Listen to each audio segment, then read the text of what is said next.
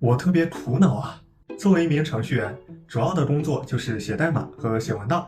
那大家也知道啊，程序员写代码80%靠复制粘贴。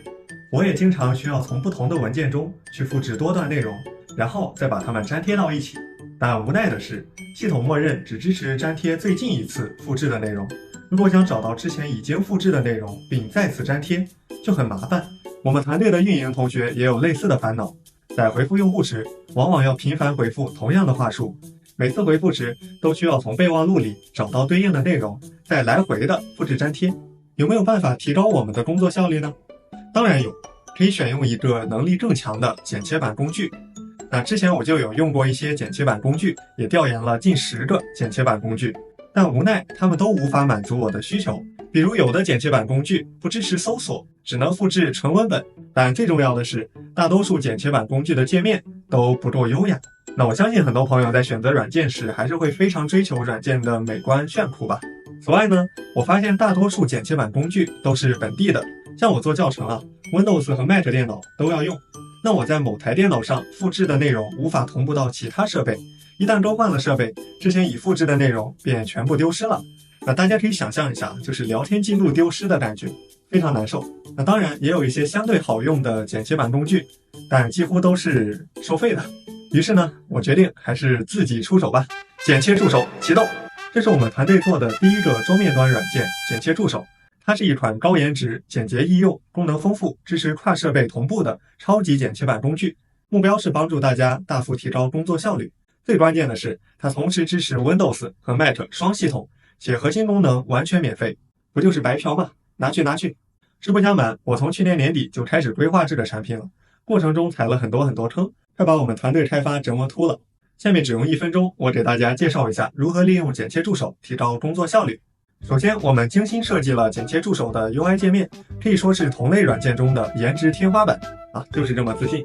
尤其是这个 logo 啊，咱就是说，怎么说呢？它让我想起一位故人。我们内置了一些复制和粘贴内容时的音效，也支持用户自定义。用了这个音效啊，我保证当你学习工作的时候，一定会成为最靓的仔。剪切助手支持横向布局和纵向布局，可以自由切换，同时提供了深色模式和浅色模式，可以根据自己的需要切换主题。剪切助手非常简单易用，只需要正常的按 Ctrl+C 进行复制，然后按快捷键，默认是 Ctrl+O， 就可以唤起复制内容面板。无需使用鼠标，通过按键就可以自由搜索和选择内容进行粘贴，还可以对内容进行分组，便于快速筛选。比如鱼皮将常用的代码片段分为了一组，利用分组功能，你完全可以把剪切助手当做一个备忘录来使用，将自己要做的事情拖入指定分组，一目了然。还有更高效的用法，只需按 Ctrl 加数字键，就可以按顺序粘贴最近复制的几个内容，图片和文件等内容也可以快速粘贴到文件夹中。剪切助手支持自定义快捷键，可以快速切换分组或者快速粘贴最近复制的内容。比如我先复制几段代码，然后按 Ctrl 加1、2、3、4、5，就能快速粘贴出这些内容。还支持给指定的内容设置快捷键，一键粘贴自己最常用的内容。那运营同学可以利用这个功能，给一些高频回复的话术设置快捷键，在需要回复时按下对应的快捷键即可，不用再去翻备忘录了。这是其他市面上的剪切板工具没有的创新功能，可以一键分享自己复制的内容。例如说我要分享一个有趣的字符画，只需要右键单击内容，就会得到一个分享 link， 然后自己和其他小伙伴就可以在任意设备上查看分享的内容。所以完全可以把剪切助手当做一个信息同步的小工具，比如把自己电脑上复制的代码分享到手机上查看等等。剪切助手提供了云同步功能，支持多台设备共享复制内容。比如你在 Windows 电脑上复制的内容，想换到一台 Mac 的新电脑，只需要点击同步按钮就能无缝切换，快速完成同步备份。